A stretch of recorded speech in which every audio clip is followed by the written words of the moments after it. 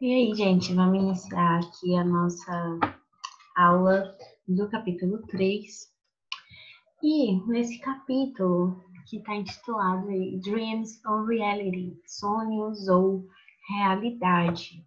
Então, ele começa com essas 4 perguntas. A primeira dela é: o que são lendas urbanas? What are urban legends? A segunda questão é: are they true stories or are they invented from scratch? Elas são histórias verdadeiras ou elas foram inventadas para aterrorizar, mentir, enfim. How do they usually start? Como elas normalmente começam? E can you remember some urban legends from your city? Você consegue lembrar alguma lenda urbana da sua cidade? Sobre o que elas falam? E aí, na página 21, page 21, a gente tem aqui essa parte do Word Lab. Então, para aprender vocabulário, especialmente de textos, é extremamente útil criar diagramas de palavras. Siga o exemplo abaixo e complete o diagrama com palavras do texto ou quaisquer outras que você conheça.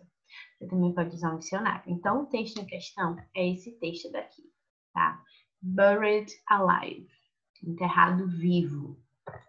A partir desse texto, que eu espero que no PDF esteja com qualidade boa, como está aqui para mim agora, vocês vão colocar aqui verbs. Quais são os verbos que aparecem no texto? Things são coisas, people, pessoas e adjectives, adjetivos relacionados a death, a morte.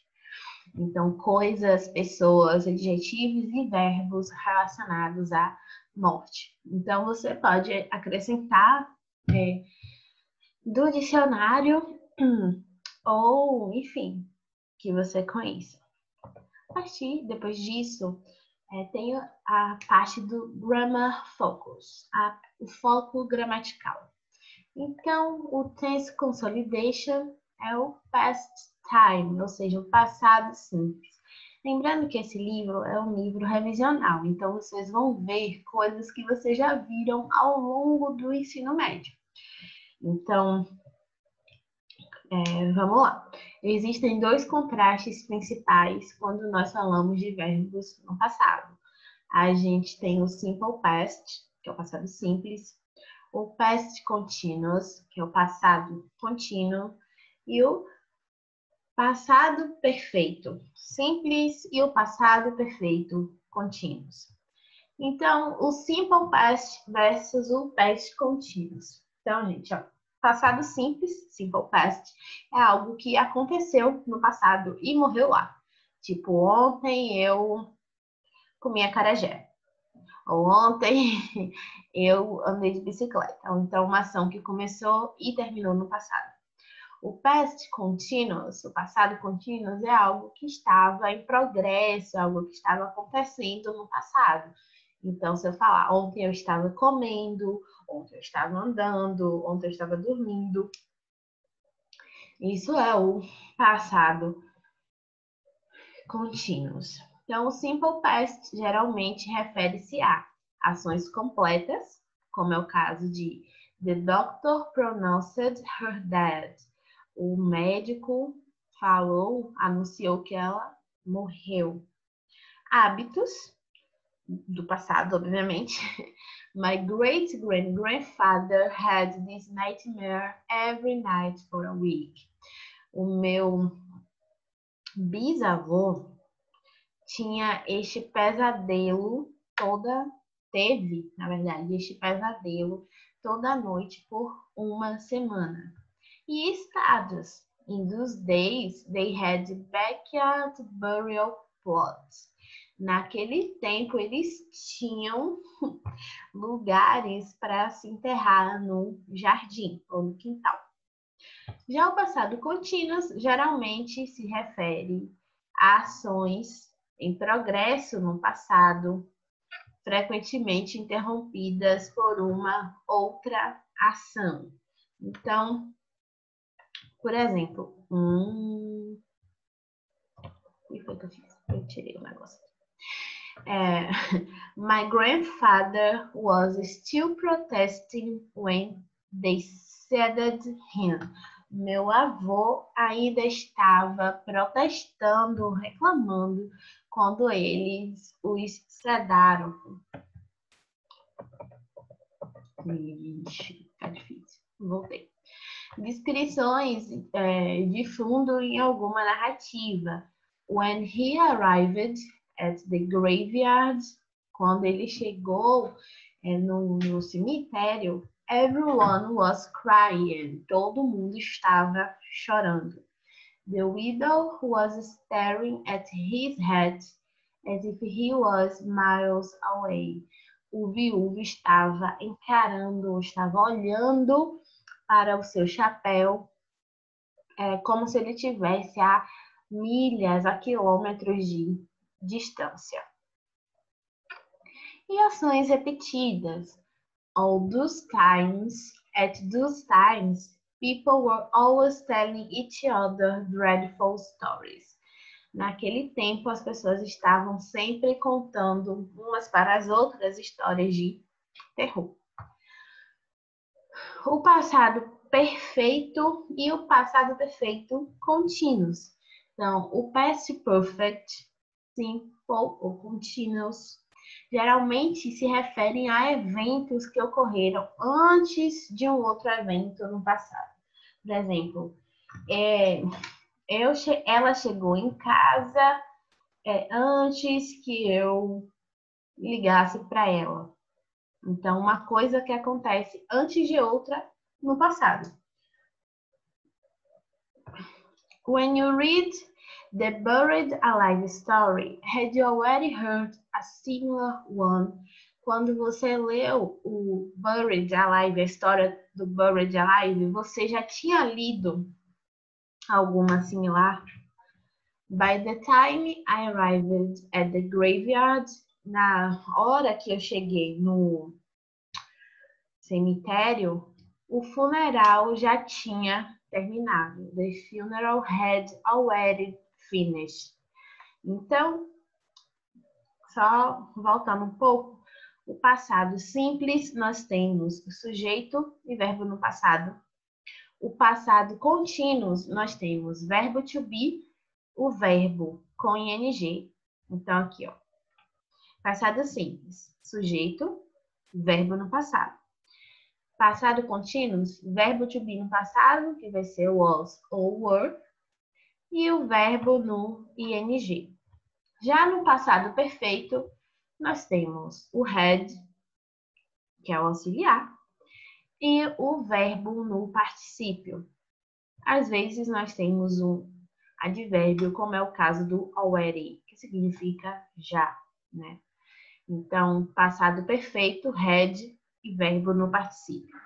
Já o passado perfeito contínuo, ele enfatiza algumas ações que estavam em progresso no passado remoto. Então, my grandparents had been living together for 50 years when she died.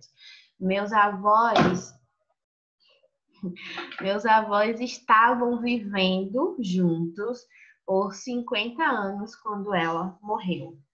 Já no passado perfeito contínuo, a gente tem o had, auxiliar, o been e o verbo com ing. Então, passado perfeito, had e verbo no particípio. Passado perfeito contínuo, had, been e verbo no ing. While my grandmother had been lying in bed, my grandfather never left her side. Enquanto a minha avó estava deitada, ou seja, enfim, esse lying, se a gente fosse traduzir, seria enquanto minha avó estava deitando na cama. Mas aqui é uma ênfase como se ela tivesse de cama, o nosso de cama, né? Enquanto minha avó estava de cama, meu avô nunca deixou o lado dela. E aqui uma breve revisão do passado simples. Então, a gente vai usar os auxiliares do verbo to be no passado que é was ou were, e wasn't e weren't, quando queremos falar que algo era ou estava. Então, I was your friend. Eu era sua amiga. Usamos o auxiliar did para perguntas e respostas no passado. Quando esse auxiliar aparece, o verbo não vai para o passado. Então, did you buy a new book? Você comprou um livro novo? Então, o verbo aqui é o verbo buy. I bought a new book. Eu comprei. Então, não tem o did, o verbo foi para o passado. I didn't buy a new book. Eu não comprei um livro novo. Então, como eu tenho aqui o did, o verbo continua normal. As regras para verbos regulares é que a gente vai acrescentar de para verbos terminados em e. Então, like vira liked. A gente vai acrescentar ied para verbos que terminam em y. Study vira studied. Então, ied, na verdade. O y sai e coloca ied. Se o verbo terminar em y e vier antes uma vogal, a gente só acrescenta ed, como é o caso de play. Então, termina em y, mas antes vem vogal, played. Work, que é o verbo trabalhar, já que não obedece a nenhuma dessas regras, fica worked. Nesse caso daqui, o verbo buy, ele não acrescentou, a gente não acrescentou ed no final dele, porque ele é um verbo irregular. Já o passado contínuo, a gente usa para falar de uma ação que estava em progresso no passado. É também conhecido como um passado progressivo e é formado pelo verbo to be no passado, mas o verbo com ing. Então, as regras são: se o verbo terminar com a letra E, a gente remove e acrescenta ing, como é o caso de live, take e give, que fica living, taking, given. Se o verbo terminar com as letras IE, a gente substitui por Y e acrescenta ING. Die e lie fica dying, lying.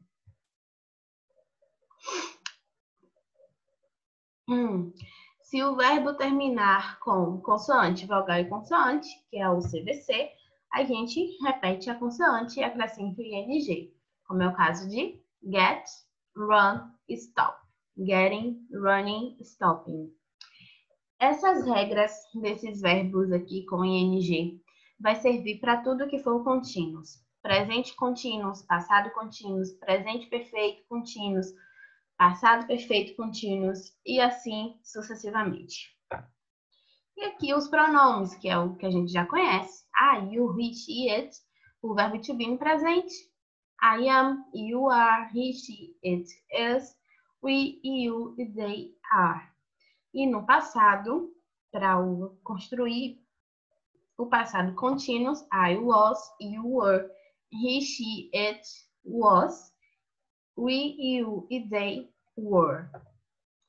E aí, nós temos complete a lenda urbana a seguir com os verbos no passado simples. Então, os verbos do passado simples, eles estão em parênteses e aí vocês vão colocá-los no passado. Alguns são irregulares, então seria bom se vocês dessem uma olhada naquelas tabelas de verbos irregulares que deve ter no final do livro de vocês ou na internet, só é colocar tabela de verbos irregulares em inglês e dar um search. Meu gato. On page 23, na página 23, nós temos escolha a frase mais apropriada. Então, aqui nós temos Last night my neighbors threw or had thrown a party. Meus vizinhos deram uma festa. Então, vocês vão circular ou sublinhar threw or had thrown. A letra B. They were listening or they were listened to very loud music. Eles estavam ouvindo uma música muito alta. Everyone was having a good time. Todo mundo estava se divertindo. Although not many people, apesar de que não muitas pessoas estavam dançando. E aí nós temos danced ou were dancing. I only managed ou I only had managed to fall asleep at dawn. Eu só consigo dormir quando o dia está amanhecendo. E aqui, coloque os verbos em parênteses na forma correta, né, na forma verbal correta. Então, aqui vocês vão ver, por exemplo, John, tananã, me another drink, but I decided I, tananã, enough. Então, John, aí nós temos o verbo offer. John me ofereceu outra bebida, mas eu decidi que eu já tinha bebido o suficiente. Então, por exemplo, nessa letra A, a gente tem John me ofereceu, então um verbo no passado. Então, offer vai ser um verbo que vai para a forma no passado. Só que a segunda parte da frase, mas eu decidi que eu já tinha bebido, é algo do passado perfeito, né? Então, had been. E aí vocês vão ver qual forma que vai ficar o verbo drink. Eu já tinha bebido. E aí vocês vão fazer isso com as outras. Eu quase dava a resposta aqui.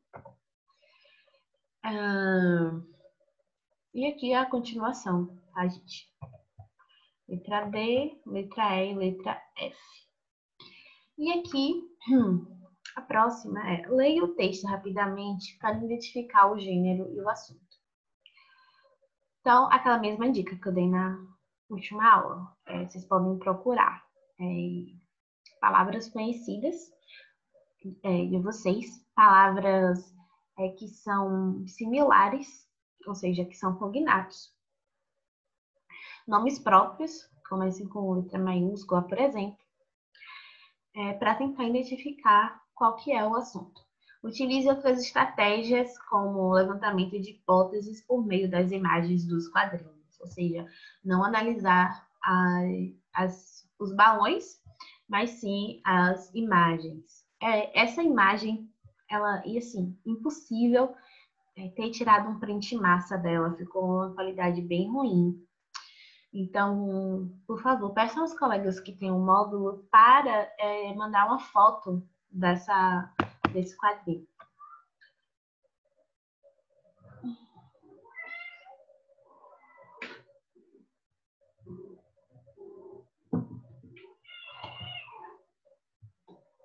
Pronto. Temos companhia aqui na aula de hoje. Os quadrinhos 5, 6 e 7 apresentam uma história criada por Calvin. Então, considere esta informação para responder as questões 1, 2 e 3. Então, a questão 1, Calvin faz o uso de um recurso sonoro típico de textos escritos em verso. Identifique esse recurso e retire do texto em inglês 2 exemplos de uso. A segunda questão, indique o tempo verbal mais usado na história escrita por Calvin. Em seguida, retire em inglês 2 verbos regulares conjugados nesse tempo. Então, gente, a terceira questão eu coloco no PDF, eu acabei não colocando no final da página aqui. Do lado de cá da coluna, nós temos a prática para vocabulário. Então, complete com palavras relacionadas do texto. Então, a letra A temos family members, são membros da família. Então, tudo que for de membros familiares, vocês vão completar aqui nessas linhas. Animals, que são animais. Negative adjectives, adjetivos negativos. E food, comida. A segunda questão, você consegue adicionar mais palavras para a lista acima? E aí é isto, turma. Se você chegou até esse ponto, deixe aqui no comentário do vídeo um breve resumo da aula para eu poder contar a presença. Coloque seu nome também, que às vezes não tem o nome no comentário, eu preciso saber quem é. Lembrando que a presença, ela vai ser avaliada, então a presença, ela também conta nota. Então, eu e Salem, dizemos tchau. Até a próxima aula.